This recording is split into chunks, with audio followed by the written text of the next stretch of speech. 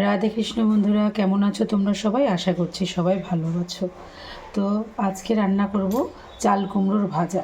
সেই জন্য চাল কুমড়োটাকে খুব সুন্দর করে কেটে ধুয়ে লবণ দিয়ে এভাবে মাখিয়ে রেখেছি।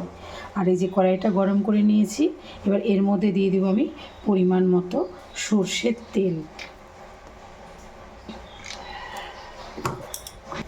তেলটা গরম হয়ে গেছে বন্ধুরা, এর মধ্যে আমি এবার দিয়ে দেব সামান্য পরিমাণ লবণ।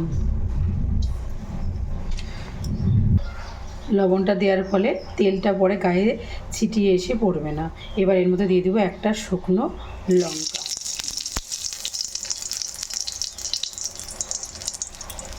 এবার দেবো কয়েকটা কাঁচা লঙ্কা চেরা। এবার দেবো কয়েকটা গোটা সর্ষে, কালো সর্ষে দিয়ে দিলাম।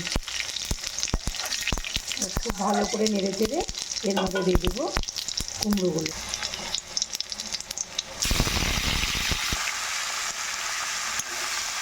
ভালো করে একটু নাড়াচাড়া দিয়ে নেব।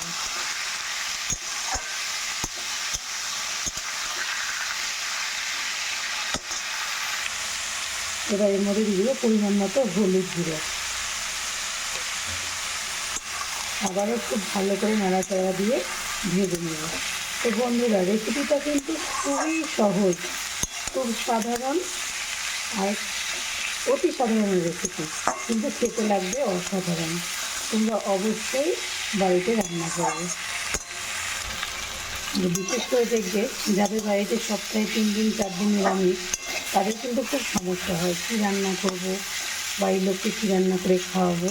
তো এই টাইপের সাধারণ রেসিপিগুলো ডালের সঙ্গে আর একটা তরকারি আর এরকম ভাজা করে নিলেই কিন্তু হয়ে যাবে। তো বন্ধুরা দেখো, গল্পে গল্পে কিন্তু ভাজাটা প্রায় আমার হয়ে এসেছে। এবার আমি এর মধ্যে দিয়ে দেবো স্বাদ মতো চিনি।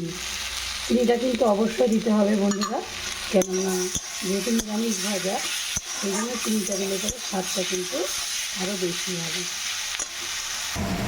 তো বন্ধুরা, রেডি আমার চাল কুমড়ো ভাজা। তোমাদেরকে চলো পরিবেশন করে দেখাই।